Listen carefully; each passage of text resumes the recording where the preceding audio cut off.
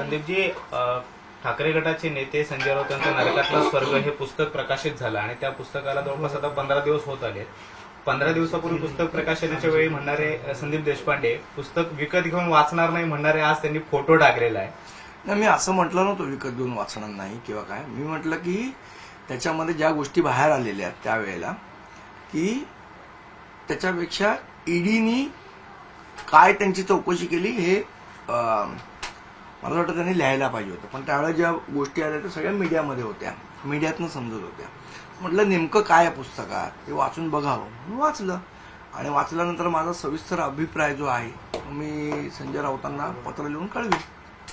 पुस्तक वाचतानाचा फोटो जो तुम्ही ट्विटरवरती टाकलाय त्याला जे कॅप्शन दिले त्यावरून चर्चा होत आहेत की यात लपवण्यासारखं काही नाही. अगदी हेच कॅप्शन संजय राऊत यांनी राज ठाकरेंना पुस्तक ज्या वेळेला पाठवलं तेच कॅप्शन त्यांनी दिलेलं होतं. नेमकं याचा मतितार्थ काय घ्यायचा? नाही, म्हणजे पुस्तक मी वाचतोय, याच्यात लपून वाचण्यासारखं काही गरज नाही, ओपनली वाचतोय म्हणून मी ते तसं लिहिलं कॅप्शन.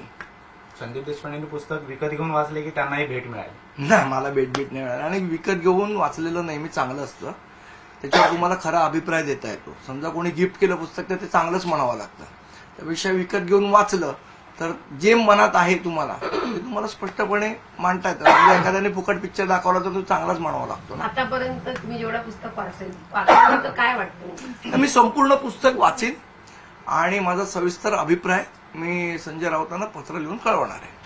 खरं तर अनेक अभिप्रायांच्या मुद्दे जे ते महाराष्ट्र नवनिर्माण सेना आणि ठाकरेंच्या शिवसेनेचे मागच्या काही दिवसांपासून महाराष्ट्राच्या राजकारणात आहेत. त्यात परवा रात्री पुन्हा एकदा आदित्य ठाकरे यांनी म्हटलंय की महाराष्ट्राच्या हितासाठी आम्ही एकत्र यायला तयार आहोत. त्याकडे पुन्हा एकदा मग तुमचा अभिप्राय अजून काही त्याच्यावर आलेला नाही. नाही, ह्याच्यात बघा असं आहे, काल मी तुमच्याचकडे बातमी बघितली की काय बोलायला मनाई केली आहे वगैरे वगैरे, असा काही भाग नाहीये. पण रोज रोज नुसतं आम्ही सकारात्मक आहोत असं बोलून कसं काय होऊ शकते युती, हे मला असं वाटतं जे बोलणारे आहेत त्यांनाच माहीत असेल. आमची भूमिका स्पष्ट आहे. ज्या दिवशी सन्माननीय राजसाहेबांकडे हा प्रस्ताव येईल त्या दिवशी ते त्याच्यावर निर्णय घेतील. आता काय झालंय तुम्हाला सांगतो. आता जे झालंय ते हिंदीचा एक शेर आहे तेच चालू आहे, जे शिवसेना उभाटाकडनं चालू आहे. म्हटलं ह्या शेरमध्ये त्याचा पूर्ण अर्थ दडलेला आहे. तो हिंदीतला शेर असा आहे, नजरबाज ने नजर को देखकर नजर से क्या इशारा, नजर नजर का खेल है यारो, नजर नजर ही ने समजा. हे सगळं दुरून डोंगर साजरे आहेत. याच्यामध्ये कुठलीही कुठला प्रस्ताव आम्हाला आलेला नाही. ज्या दिवशी येईल त्या दिवशी निश्चितपणे सन्माननीय राजसाहेब ठाकरे योग्य तो निर्णय त्याच्यावर घेतील. हा नजरेचा इशारा सत्ता कधी वापरणार? म्हणजे चर्चा सुरू झालेली आहे, मी तुम्हाला तेच सांगितलं ना, सध्या तर काही नाहीच आहे आमच्याकडे. जोपर्यंत ठोस पर्यायी कुठला प्रस्ताव येत नाही तोपर्यंत त्याच्यावर आम्हाला उत्तर देता येणार नाही. आणि त्याच्यावर जो काही निर्णय घ्यायचा तो राजसाहेब घेतील. ठाकरेंकडून पहिला प्रस्ताव यावा अशी. हे बघा असं आहे, 2014 आणि 2017 आमची जीप फोडलेली आहे, त्यामुळे आम्ही ताक सुद्धा फुंकून पिणार आहोत. सर, हिंदी सक्ती मागे घेण्याचे एक मिनिट, तुम्ही म्हणतात की ताक फुकून प्यायला हवं, पण तुमचे जे पक्षातले काही लोक आहेत ते म्हणतात की आता ज्या युतीच्या चर्चा आहेत त्या चांगल्या मार्गाने सुरू आहेत. कारण स्वतः अविनाश जाधव यांनी म्हटलंय की चर्चा सुरू झालेल्या आहेत वगैरे. चर्चा आमची कोणाची काही चालू झालेली नाही.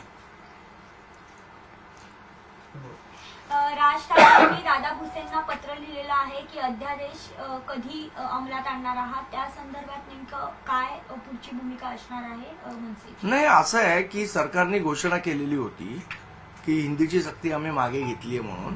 वाटतं ते प्रत्यक्षात कागदावर उतरणं गरजेचं आहे. त्यामुळे आम्ही सांगितलं की याच्यापुढे जी पहिलीपासून त्रिसूत्री भाषा याच्याऐवजी द्विभाषाचे जे सूत्र आहे ते लागू करणार म्हणून सरकारने सांगितलेलं ते कागदावर आलं पाहिजे आणि ते काढतील असं आम्हाला आशा आहे त्यांच्याकडनं.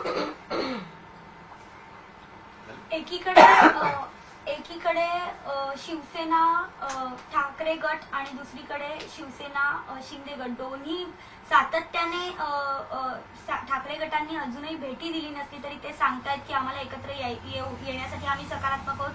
तर शिंदे गटाच्या काही नेत्यांची सातत्याने होणारी राज ठाकरेंना भेट हे कुठेतरी कुठेतरी दोन्ही दगडांवर कुठेतरी पाय किंवा असं काही चाचपणी तुमची सुरू आहे का, की नेमकं काय करायचंय किंवा काय नाही करायचंय, असं या संदर्भात काही चाचपणी? मी तुम्हाला सांगितलं अजूनपर्यंत आम्हाला कोणाकडनंही ठोस प्रस्ताव नाही. ज्यावेळी तो प्रस्ताव येईल त्यावेळी त्याच्यावर योग्य तो निर्णय राजसाहेब ठाकरे घेतील.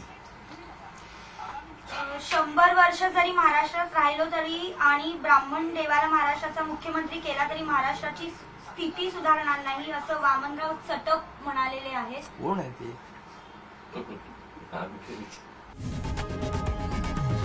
लोकशाही मराठी ऐका, पहा, जागरूक रहा.